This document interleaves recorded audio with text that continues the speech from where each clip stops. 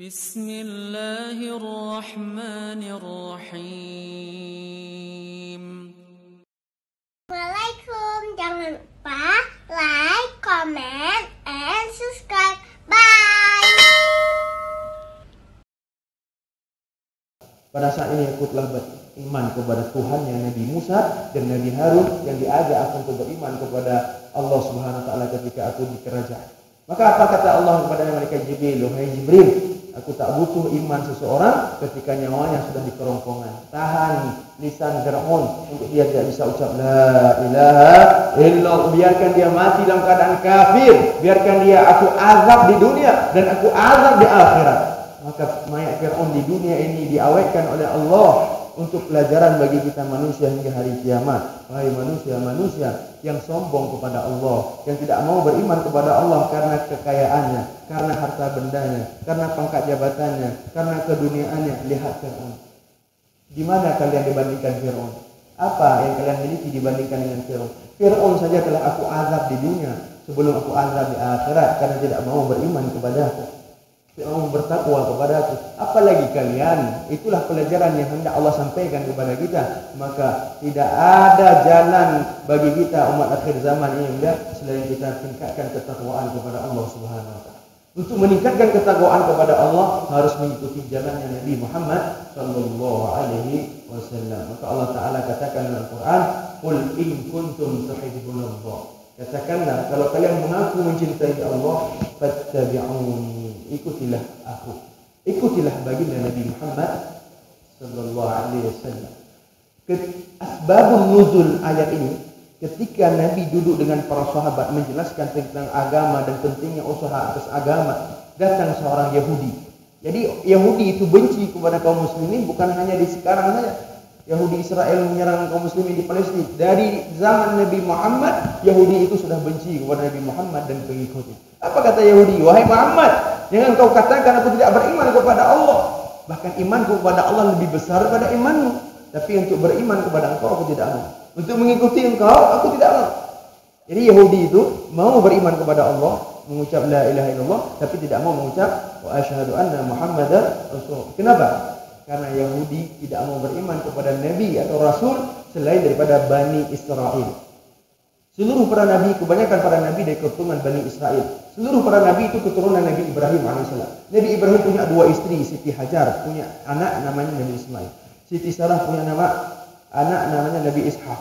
Dari Nabi Ishak ini lahir Nabi Ya'qub. Nabi Ya'qub nama lainnya adalah Israel. Dari keturunan Nabi Ya'qub inilah lahir Nabi-Nabi daripada keturunan Bani Israel. Ada Nabi Daud, Nabi Sulaiman, Nabi Musa, Nabi Ilyas, sampai Nabi Isa alaihissalam, semua daripada keturunan Bani Israel, yaitu nabinya orang-orang dari keturunan orang-orang Yahudi. Semua mereka beriman kepada nabi-nabi tersebut. Tapi ketika diutus Nabi Muhammad daripada keturunan Nabi Ismail, keturunan orang Arab, maka mulai orang Yahudi tidak mau beriman kepada Nabi Muhammad sallallahu alaihi wasallam, sehingga Allah katakan dalam Al-Qur'an, "Walan tarda 'anka al-yahudu walan nasara hatta tattabi'a millatahum." Tidak akan senang orang Yahudi dan orang Nasrani sampai hari kiamat. Tidak akan senang ketika kita masih berpegang teguh pada sunnah Nabi Muhammad sallallahu alaihi wasallam, sampai kita mau ikut pemikiran mereka, ajaran mereka, bahkan agama mereka. Alhamdulillah min dzalik. Maka jemaah dimuliakan oleh Allah, ketika Yahudi itu mengatakan tidak mau mengikuti Nabi Muhammad, Allah katakan kepada Yahudi tersebut, "Qul in kuntum tuhibbunallah." Kalau kamu tadi mengaku beriman kepada Allah, mencintai Allah, apa syarat diterimanya iman? Fattabi'uni. Ikutilah Nabi Muhammad sallallahu alaihi wasallam. Berimanlah kepada Nabi Muhammad, amalkan seluruh sunnah Nabi Muhammad sallallahu alaihi wasallam. Apa fadilahnya mengikuti Nabi Muhammad? Yang pertama, yuhibbukumullah. Allah akan mencintai kita. Jadi fadilah mengikuti Nabi Muhammad mendapatkan kecintaan Allah Ta'ala. Apapun sunnah Nabi Muhammad, baik sunnah imaniyah, ubudiyah, mu'asyarah, akhlak yang kita amalkan daripada contoh Nabi Muhammad sallallahu alaihi wasallam, semua akan mendatangkan kecintaan Allah. Contoh sunnah Nabi Muhammad yang paling besar adalah seperti solat berjamaah ini. Solat berjamaah adalah sunnah Nabi Muhammad yang tidak pernah ditinggalkan oleh Nabi Muhammad. Sehingga dalam hadis disebutkan solat berjamaah merupakan sunnahul huda, jalan-jalan hidayah, jalan-jalan petunjuk. Barang siapa yang menjaga solat berjamaah, mereka sedang menghidupkan sunnah itu. Barang siapa yang meninggalkan sholat berjamaah, mereka telah meninggalkan sunnah. Barang siapa yang meninggalkan sunnahku, maka tersesatlah mereka. Ketika Nabi sampaikan hadis ini, ada sahabat berkumpul, ada seorang sahabat yang buta, namanya Sayyidina Abdullah bin Ummil Maktum radhiyallahu anhu. Beliau izin, ya Rasulullah, adakah izin kepada aku untuk tidak datang sholat berjamaah? Aku buta ya Rasulullah, aku tak nampak jalan ke masjid. Karena antara rumahku dengan masjid itu dilewati oleh semak belukar. Aku takut hewan-hewan buas akan menangkap. Apa kata Nabi Shallallahu Alaihi Wasallam? Pertama Nabi katakan, engkau dibolehkan tidak datang salat jemaah. Kemudian berselang beberapa menit, Sayyidina Bilal radhiyallahu anhu kumandangkan azan karena waktu salat tiba.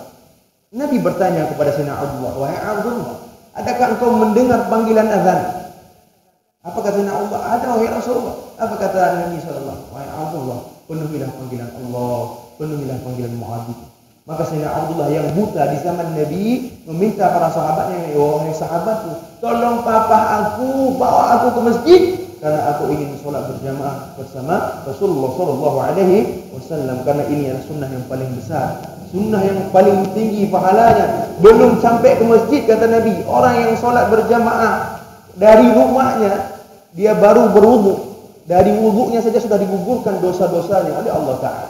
Setiap anggota tubuh yang kita gunakan untuk berwudu, bersamaan air yang mengalir, air wudu kita, bersamaan itulah dosa-dosa kita digugurkan oleh Allah. Al-Imamul A'zam, Al-Imam Hanafi rahmatullah alaih mengatakan, beliau diberikan kasyaf oleh Allah, bisa melihat hal-hal yang gaib karena makam beliau sudah tinggi. Beliau mampu melihat dosa apa saja yang Allah gugurkan daripada aliran-aliran air wudu yang kita gunakan. Ketika kita cuci tangan, dosa tangan kita mengambil hak orang lain, korupsi, mengambil jatah orang lain. Ketika kita berwudu, Allah bersihkan dosa tangan kita. Ketika kita kumur-kumur, dosa ghibah, dosa namimah, dosa fitnah, dosa takun kegap, Allah gugurkan bersamaan dengan air kumur-kumur yang kita keluarkan. Ketika kita cuci muka kita, mata yang melihat yang haram, mata yang melihat kebencian atas orang lain, aib orang lain, Allah gugurkan dosa mata kita. Ketika kita cuci tangan kita, cuci kepala, cuci telinga, semua dosa-dosa di anggota tubuh tersebut akan Allah gugurkan. Itu baru berwudu, belum lagi melakukan sholat, baru berwudu sudah gugur dosa-dosa. Kemudian kita langkah ke masjid, kata Nabi SAW, kaki kanan yang kita langkahkan menuju ke masjid, Allah angkat satu derajat. Kaki kiri yang kita langkahkan, Allah hapuskan satu dosa. Semakin jauh rumah kita dengan masjid, semakin tinggi derajat kita di sisi Allah. Semakin banyak dosa kita diampuni oleh Allah. Sahabat, sebelum hadis ini disampaikan oleh Nabi, sahabat mereka sangat ingin menjaga sholat jamaah bersama Nabi di Masjid Nabawi. Mereka yang rumahnya jauh-jauh daripada masjid, mereka takut masbuk, mereka izin kepada Nabi, ya Rasulullah, izinkan kami untuk pindah rumah dekat masjid agar kami mudah jaga sholat jamaah. Boleh ya Rasulullah? Nabi sampaikan hadis ini, bahwa fadilah melangkah kaki ke masjid, kaki kanan Allah angkat satu derajat, kaki kiri Allah hapus satu dosa. Semakin banyak langkah, semakin tinggi derajat di sisi Allah, semakin banyak dosa dihapuskan. Apa kata sahabat? Ya Rasulullah, jadi kami pindah rumah yang tua, biar rumah kami jauh agar langkah kami banyak menuju ke masjid. Maka sahabat yang rumahnya dekat masjid, kayak mana? Rumah dekat masjid kan dekat langkah. Maka sahabat tidak habis kecerdasan untuk mengumpulkan nilai pahala untuk akhirat mereka. Mereka sebelum masuk masjid keliling masjid itu.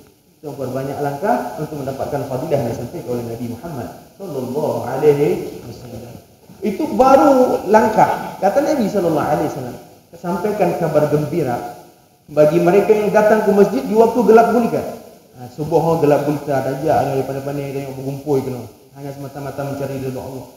Kemudian waktu Isya juga gelap gulita, kita datang ke masjid. Maka bagi mereka yang datang ke masjid dalam gelap gulita, di akhirat mereka akan mendapatkan cahaya yang sempurna dari cahaya yang diberikan oleh Allah Subhanahu wa taala. Kemudian kata Nabi sallallahu alaihi wasallam, "Man shalla bardaini dakhala jannah." Orang yang menjaga dua waktu salat yang dingin dijamin surga. Para ulama mengatakan dua salat waktu yang dingin, yang pertama salat subuh, yang kedua salat asar. Orang yang senantiasa istiqamah menjaga salat jamaah dua waktu yang dingin ini, Nabi katakan dijamin surga oleh Nabi Muhammad sallallahu alaihi wasallam. Man shalla jama'ati, man shalla subhi fi jama'ati fa huwa fi dhimmatillah. Barang siapa yang menjaga salat subuh, ini khusus subuh, berjamaah, maka mereka akan mendapatkan perlindungan khusus dari Allah Subhanahu wa taala. Hari ini yang mulia, kita sangat bangga kalau kita dekat dengan Pak Weci. Kita sangat bangga kalau dekat dengan Pak Bupati Wali Kota. Kita bangga kalau dekat dengan Pak Gubernur. Bangga dekat dengan Bapak Presiden. Kenapa? Kita mendapatkan perlindungan khusus dari orang-orang yang hebat, ya kan? Orang punya kekuasaan.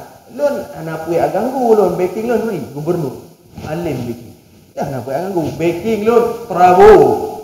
Anak punya goyang-goyang jabatan lon. Kenapa? Kita merasa dilindungi, ya kan? Mendapatkan perlindungan dari orang-orang yang khusus. Lupakah kita betapa hebatnya kita yang menjaga solat subuh, bahwa kita mendapatkan perlindungan bukan dari bupati, bukan daripada gubernur, bukan daripada presiden, tapi dari zat yang menciptakan presiden, zat yang menciptakan gubernur, zat yang menciptakan wali kota. Siapa dia? Allah Subhanahu wa ta'ala. Tapi keyakinan itu belum ada dalam hati kita. Kita masih terkesan dengan makhluk, kita belum terkesan dengan Allah Subhanahu wa ta'ala. Padahal kita semua yang hadir solat subuh ini pasti akan mendapatkan perlindungan dari Allah Subhanahu wa ta'ala. Dan terbukti ada seorang Habib namanya Habib Ali bin Abdul Rahman di Tarim, seorang pengajar di Darul Mustafa, pondok pesantrennya Habib Umar bin Hafir. Ketika beliau datang ke masjid solat subuh berjamaah di pondok pesantren, biasanya setelah subuh beliau mengajar, kemudian beliau pulang. Ketika pulang ke rumahnya beliau diculik. Di Yaman itu ada komunis, ada juga Syiah. Tidak tahu siapa yang culik beliau. Lama diculik beliau bertahun-tahun. Sampai Habib Ali Al-Jufri, seorang Habib yang terkenal juga, beliau buat pengumuman di Instagramnya bahwa Habib ini hilang, belum dapat lagi. Beberapa bulan yang lalu, qadarullah, Allah ingin buktikan hadis Nabi bahwa siapa yang solat subuh berjamaah dalam perlindungan Allah. Walaupun sudah puluhan tahun diculik, tidak tahu di mana, qadarullah ketika beberapa bulan yang lalu beliau pulang dengan sendiri ke rumahnya dengan selamat, sehat walafiat, tak ada satupun lecet daripada tubuhnya.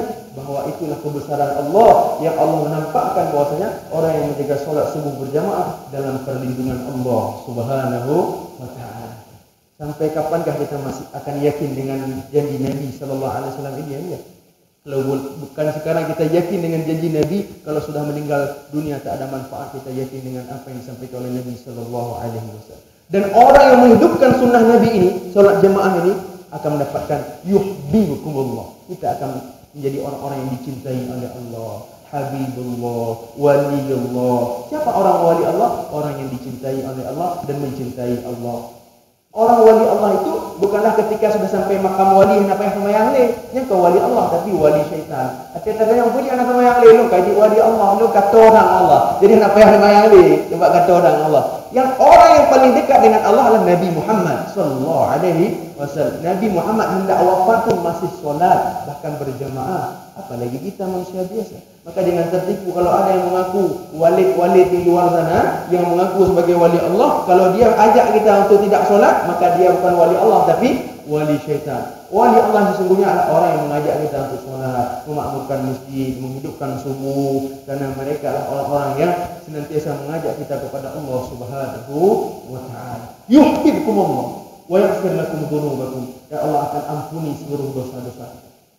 Jadi kita menghidupkan sunnah Nabi ini mendapatkan ampunan Allah. Dan Nabi sallallahu alaihi wasallam katakan, "Kullu ummati yadkhulul jannah." Seluruh umatku akan masuk surga, illa man aba, kecuali mereka yang enggan. Sahabat bertanya, ada yang enggak mau masuk surga ya Rasulullah? Nah, siapa mereka ya Rasulullah? Kok ada orang yang enggak mau masuk surga? Nabi katakan, "Man ata'ani dakhala jannah." Orang yang mau mengikutiku, yang mau taat kepadaku, mereka lah orang yang mau masuk surga. Wa man asani faqad aba. Yang hana tem ikut sunnah lu, malai pudek sunnah lu, malai dicaci maki, dihina, direndahkan karena mengikuti sunnahku. Hari ini udah film-film seperti film Walid itu dua konsekuensinya. Satu, kita tahu bahwa ada oknum-oknum pemuka agama yang seperti itu. Yang kedua, akan killing karakter, kata Habib Ali Zainal Al-Hamidi. Ketika kita pakai baju seperti ini, kita pakai sorban lagi Walid, lantai hoi Walid dia. Sehingga dia hendak berani dia pakai aja. Alah, kemah Walid dia dia. Dan lan sudah mengalami yang dia. Ketika ada lewat pak jalan anak muda, anak gadis, Walid dia. Walid dia. Banyak dia anak kuat iman, tinggal pun hendak pakai dia bukan. Anak kemah Walid dia. Padahal kita sedang menghidupkan sunnah Nabi Muhammad sallallahu alaihi wasallam. Gamis pakaiannya disukai oleh Nabi dalam sunnah Tirmidzi disebutkan dalam Syama'il Muhammadiyah, pakaian yang paling suka oleh gamis, pakai janggut, pakai sorban, pakai istiwa, itu semua sunnah Nabi Muhammad. Tapi gara-gara film tersebut kita meninggalkan sunnah Nabi Muhammad, maka rugilah kita. Perbaiki niat kita bahwasanya kita menghidupkan sunnah Nabi karena mencari kecintaan Allah, mencari keridhaan Allah, dan mencari kecintaan daripada Nabi Muhammad sallallahu alaihi wasallam. Dan Nabi yang terakhir disebutkan, man ahya sunnati faqad ahabbani. Barang siapa menghidupkan sunnahku, mereka adalah orang yang mencintai. Wa man ahabbani kana ma'i fil jannah. Dan orang yang mencintai pula akan dikumpulkan bersamaku di dalam surga. Dan yang terakhir, man, barang siapa yang menghidupkan sunnahku, di mana rusaknya umatku di akhir zaman ini, orang malu menghidupkan sunnah Nabi, maka pahalanya seperti 100 orang mati syahid. Satu sunnah Nabi kita hidupkan, bersiwak. Di mana hari ini orang tidak kenal lagi siwak, kita bersiwak hari ini dan mengamalkan siwak Nabi. Karena kata Nabi, orang yang salat bersiwak lebih baik pahalanya daripada 70 kali daripada tanpa bersiwak. Kita hidupkan siwak itu, maka pahalanya seperti 100 orang mati syahid. Dan sunnah-sunnah yang lain yang kita hidupkan semua akan dilipat gandakan pahalanya oleh Allah Subhanahu wa taala. Maka jemaah yang dimuliakan oleh Allah, semoga kita diberikan taufik, hidayah, inayah, terus kita taat kepada Allah, meningkatkan ketakwaan kepada Allah, mencintai Allah dengan mengikuti sunnah Nabi Muhammad sallallahu alaihi wasallam. Apabila yang benar yang saya sampaikan semua datang daripada Allah dan Rasulnya, yang salah daripada kesalahan saya sendiri, kepada Allah kita mohon ampun.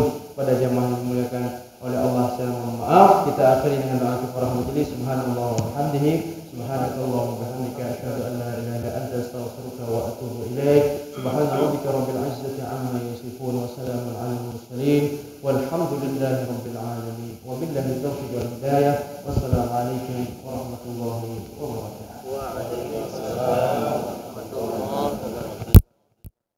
Terima kasih banyak kepada Ustaz Rizky. Semoga yang disampaikan oleh Ustaz Rizky tadi kita bisa amalkan, kita ikuti sunnah Rasulullah, kita hidupkan sunnah Rasulullah supaya cinta kita pada Rasulullah terus bertambah. Baik ayah bunda sekalian dan orang tua kami semuanya, kembali kami mengingatkan insyaallah besok jamaah Arafah akan dilaksanakan di Masjid Baitur Rahmah, yaitu di Lampu Raya. Jadi jalan dari Simpang Lodi lurus terus sebelah kanan masjidnya. Dan insya Allah juga Sabtu depan kita di masjid di Musola Al Muhajirin Lambaga, yaitu di lewat jalan Presiden dan Foto, lewat Mibati. Setelah Mibati sebelah kanan ada Pondok Anak Yatim.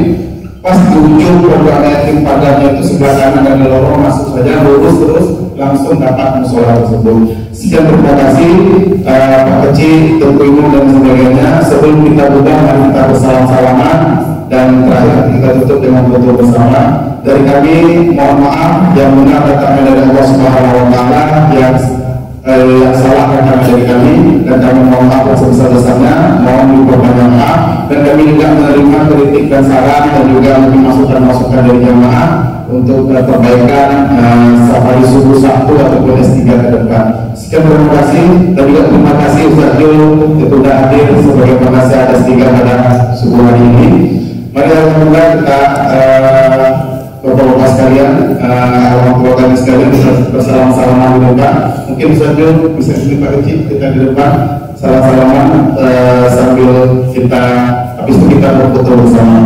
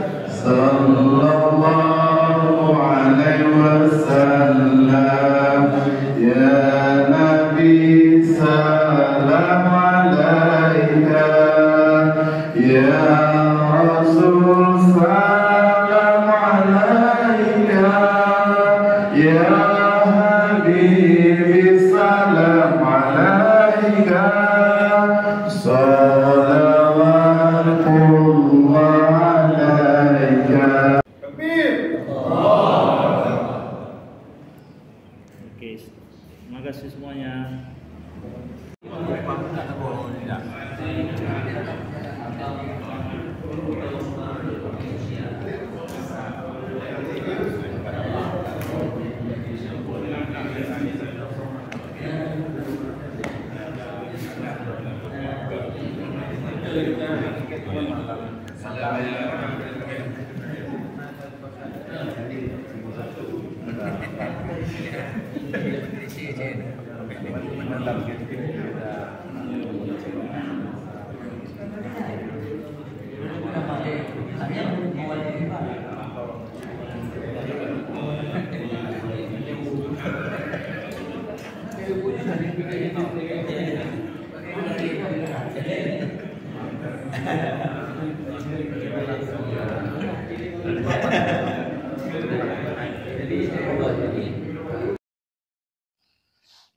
Terima kasih.